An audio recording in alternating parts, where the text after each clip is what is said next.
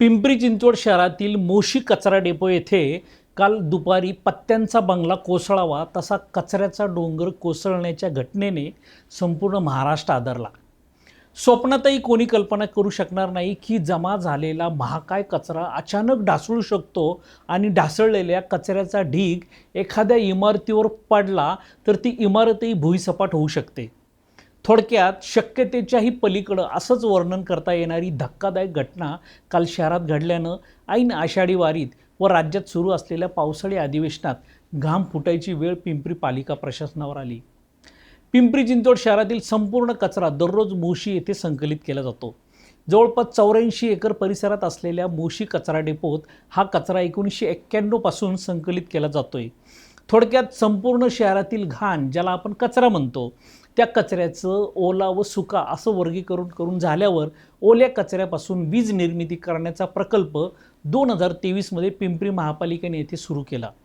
विशेष म्हणजे भारताचे पंतप्रधान नरेंद्र मोदी यांच्या हस्ते या 1200 कोटींच्या प्रकल्पाचं उद्घाटन झालं होतं। तुम्ही आम्ही कल्पना करू शकता संपूर्ण शहरातून जमा होणाऱ्या कचऱ्याच्या ढिगावर ढीग एकाच ठिकाणी साठवून त्याची जणू काही पर्वता एवढी उंची झाली होती।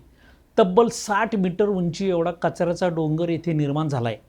60 मीटर म्हणजे अंदाजे 20 मजली इमारत, म्हणजे जवळपास 200 फूट उंच कचऱ्याचे डोंगर येथे साठत असल्याने आणि गेल्या 7 दिवसांपासून सुरू असलेल्या संततधार पावसाने या कचऱ्याच्या डोंगरात पाणी जाऊन त्या मुरलेल्या पाण्यामुळे त्या कचऱ्याचं वजन तिप्पट क्षमतेने वाढलं आणि ज्वालामुखीचा जणू उद्रेक व्हावा त्या पद्धतीने हा कचऱ्याचा डोंगर कोसळला। आणि तो कोसळला देखील तेथेच पालिकेने बांधलेल्या 3 मजली कार्यालय व कॅन्टीनच्या इमारतीवर। वीज निर्मिती प्रकल्पाच्या संचालनासाठी तेथील तंत्रज्ञान व कर्मचाऱ्यांसाठी ही इमारत बांधण्यात आली होती। कोसळलेल्या डोंगराच्या वजनाचा भारच इतका प्रचंड होता की त्या 3 मजली इमारतीचा अक्षरशः चेंडू झाला। काल 8 जुलै रोजी नेमके त्या इमारतीत जेवण्यासाठी किंवा अन्य कामासाठी आलेले कर्मचारी आभाळ कोसळावं व गाडलं जावं त्या पद्धतीने यामध्ये अडकले। घटनाच एवढी गंभीर होती की जवळपास 19 कर्मचारी यामध्ये गाडले गेले। त्यांना बाहेर काढण्यासाठी अक्षरशः लष्कराला पाचारण करावं लागलं, इतकं त्याचं स्वरूप व भीषणता अंगाचा थरकाप उडवणारी ठरली। सध्या युद्ध पातळीवर या इमारतीखाली व वरून पडलेल्या कचऱ्याच्या ढिगाखाली गाडले गेलेल्या कर्मचाऱ्यांना बाहेर काढण्याचं काम सुरू आहे। या निमित्ताने आता अनेक सवाल आता उपस्थित होऊ लागलेत। मुळात 200 फूट उंची गाठेल इतका कचरा मुळात साठूच का दिला? वीज निर्मिती प्रकल्प पूर्ण क्षमतेने का सुरू नाही? या प्रकल्पाचं काम का बंद पडलंय? ज्या अँटनी लारा रिन्युएबल एनर्जी आणि एन्व्हिरो कंपनीबरोबर महापालिकेने 21 वर्षाचा करार केला आहे, त्यातील अटी व शर्ती नेमक्या काय आहेत त्या आता जनतेसमोर आल्या पाहिजेत। 1991 पासून मोशी येथे कचरा डेपो सुरू झाला तर 2023ला प्रत्यक्ष वीज निर्मिती प्रकल्प सुरू झाला। मग या अगोदर जमा झालेल्या कचऱ्याची प्रकल्प सुरू होण्यापूर्वी कशा प्रकारे आजपर्यंत विल्हेवाट लावली जायची? हा एक प्रश्न आहे। कोसळलेल्या 3 मजली इमारतीची स्ट्रक्चरल तपासणी झाली होती काय? बांधकामाची सुरक्षा आराखडा तयार केला होता काय? अशा सर्वच प्रश्नांची उत्तरे नागरिकांना आता मिळाली पाहिजेत। वास्तविक कचरा, ड्रेनेज, मैला शुद्धीकरण, जलशुद्धीकरण हे प्रकल्प आरोग्याच्या दृष्टीने व शहराच्या दृष्टीने अत्यंत महत्त्वाचे असतात, परंतु देखणे, आलिशान व एकूणच चकचकीतपणा या प्रकल्पात नसल्याने सर्वांचंच याकडे आजवर दुर्लक्ष होत आलंय।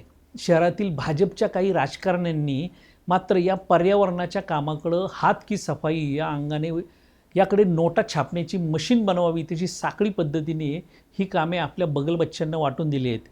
मुळात घाणीगुणीचा विषय असल्याने या बाबींकडे आजवर कोणीच लक्ष देत नव्हतं, मात्र आता सगळ्याच गोष्टींचं पोस्टमार्टम या निमित्ताने करण्याची वेळ आलेली आहे। काल शिवसेनेच्या नगरसेविका सुलभा ओवाळे यांनी या घटनेबद्दल पर्यावरण विभागाचे अधिकारी संजय कुलकर्णी यांना दोषी धरून त्यांच्यावर कारवाई करण्याची मागणी मुख्यमंत्र्यांकडे केली। आता हे संजय कुलकर्णी कोणाच्या तालावर नाचतात हे अख्ख्या शहराला माहिती आहे, त्यामुळे वासराची तक्रार गायीकडे करून काहीच उपयोग होणार नाही। एखाद्या चोराकडे ज्याप्रमाणे एखादा गुन्हा करण्याची मोडस ऑपरेंडिटी असते, त्याचप्रमाणे कचऱ्यातून संपत्ती निर्माण करण्याची मोडस ऑपरेंडिटी काही राजकारण्यांनी निर्माण केली। ती आता रोखण्याची आता खरी गरज आहे। संजय कुलकर्णी यांची नुसती चौकशी करून भागणार नाही। भविष्यात आणखी काही मोठी दुर्घटना घडल्यास पालिकेतील अशा अनेक संजय कुलकर्णींसारख्या संशयग्रस्त अधिकाऱ्यांची नार्को टेस्ट झाली तरच खरं सत्य बाहेर येणार आहे. आणखीन घडामोडी जाणून घेण्यासाठी पाहत रहा पिंपरी चिंचवड न्यूज. सोबतच आमच्या फेसबुक आणि इंस्टाग्राम चॅनलला फॉलो करायला विसरू नका. तसेच यूट्यूब चॅनलला सबस्क्राईब करायला विसरू नका.